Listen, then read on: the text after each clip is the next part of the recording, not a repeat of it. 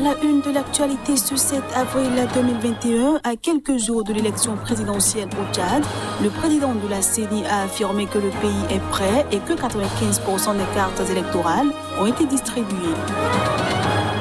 Le président ivoirien Alassane Ouattara a nommé ce mardi un nouveau gouvernement avec son frère cadet Téné Birahima Ouattara au poste stratégique de ministre de la Défense. Et puis en Tanzanie, la nouvelle présidente Samia Suluhu Hassan a estimé ce mardi qu'il n'était pas bon d'ignorer la pandémie du coronavirus.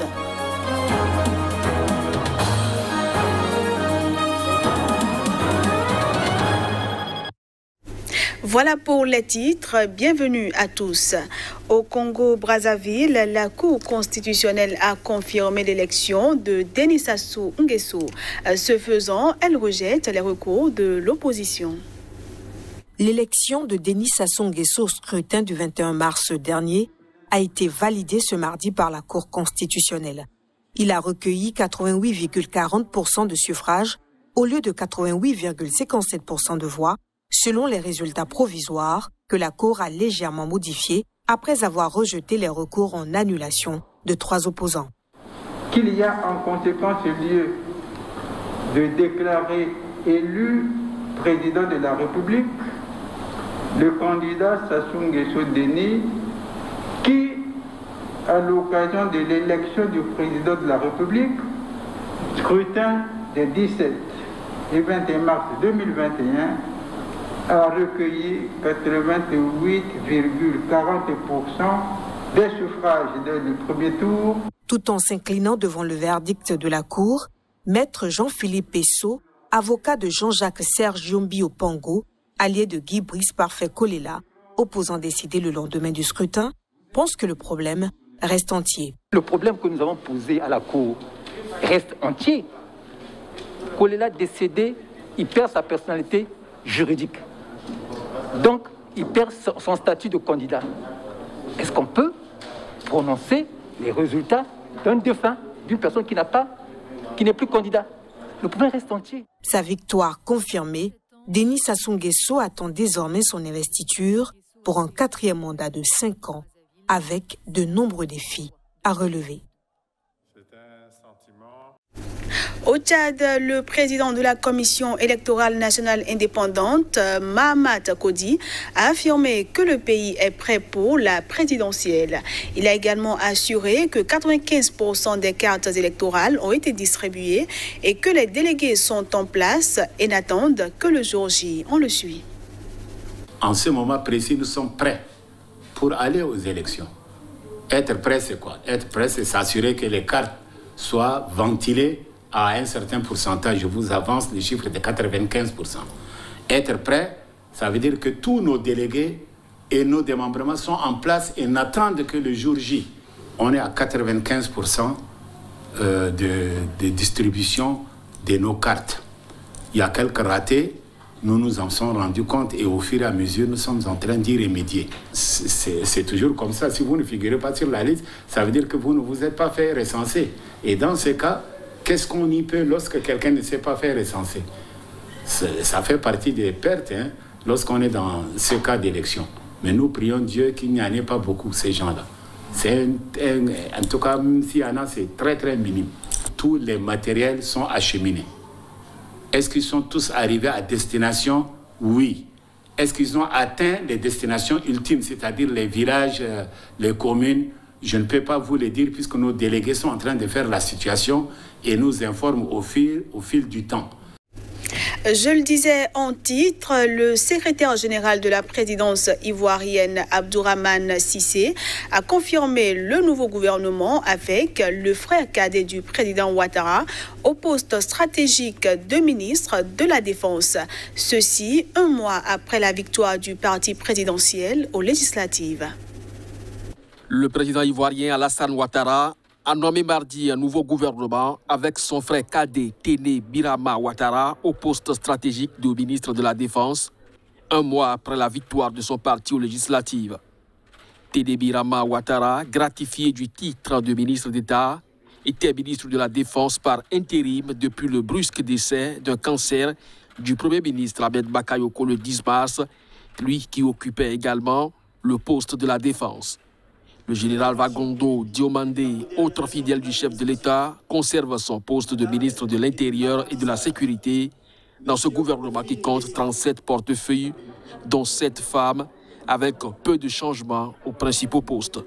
Patrick Achi, homme d'expérience de 65 ans, a été nommé chef du gouvernement avec la difficile mission de poursuivre la politique de réconciliation nationale dans un pays à histoire récente marquée par les violences politiques à l'issue des élections législatives du 6 mars largement remportées par le Rassemblement des Oufouettistes pour la démocratie et la paix, parti au pouvoir.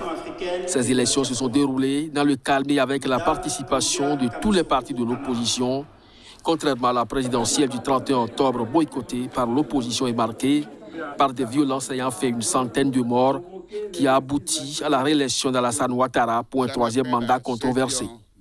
Une des premières missions du gouvernement sera d'organiser le retour attendu en Côte d'Ivoire de l'ex-président Laurent Gbagbo, acquitté définitivement le 31 mars de crimes contre l'humanité par la Cour pénale internationale.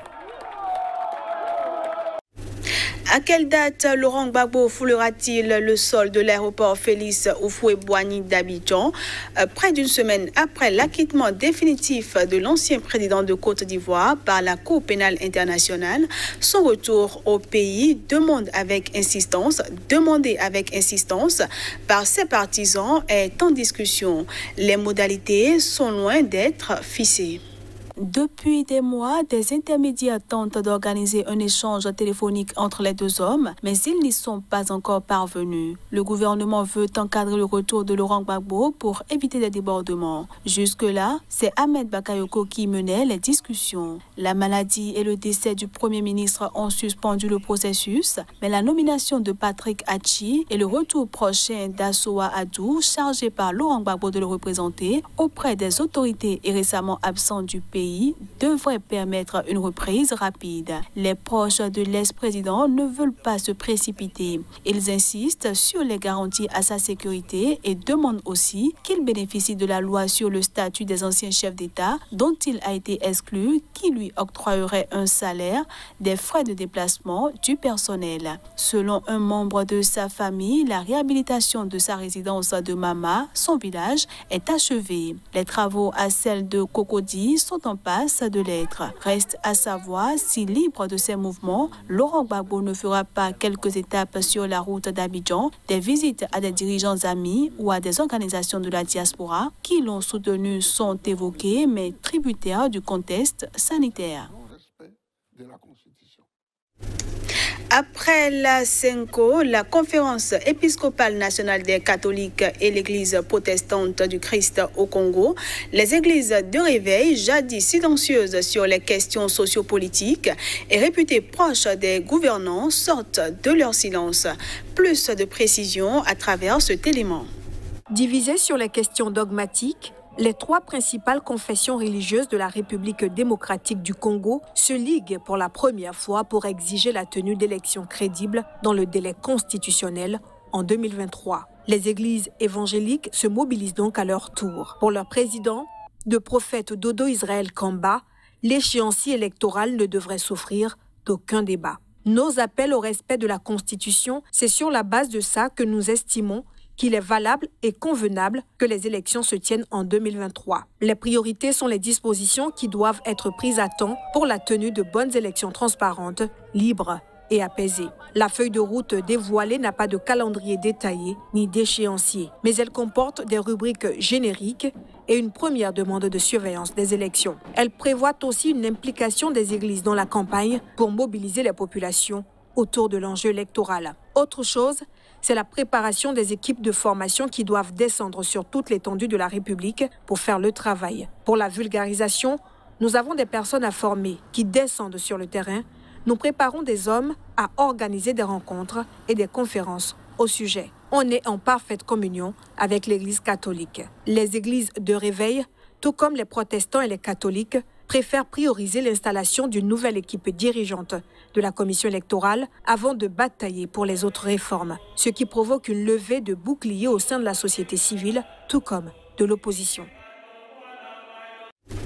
Et puis pour finir cette édition, la nouvelle présidente de Tanzanie, Samia Hassan, a estimé ce mardi qu'il n'était pas bon d'ignorer la pandémie de coronavirus.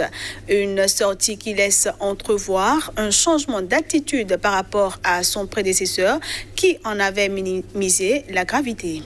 Samia Suluhu Hassan a annoncé qu'elle allait créer un comité d'experts pour conseiller le gouvernement chargé de faire la synthèse des connaissances mondiales sur le virus et de faire des recommandations. Il n'est pas bon d'ignorer la Covid-19.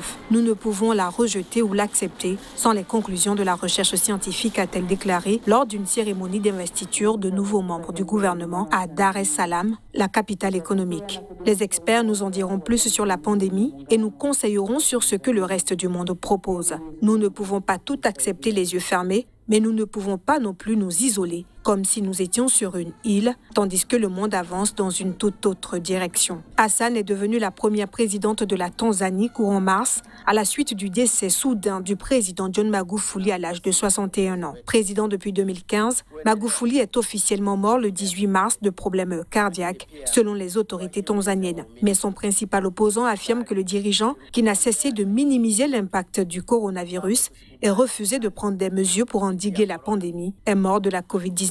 Par ailleurs, la présidente, 61 ans, a ordonné la réouverture de médias interdits par son prédécesseur, dont l'administration a été régulièrement montrée du doigt pour limiter les libertés fondamentales. Refusant l'idée que le gouvernement de Tanzanie puisse être critiqué pour supprimer la liberté de la presse, la présidente a ajouté « Nos textes de loi devraient être clairs sur les délits et leurs punitions. Nous ne devrions pas recourir à la force pour fermer des médias. »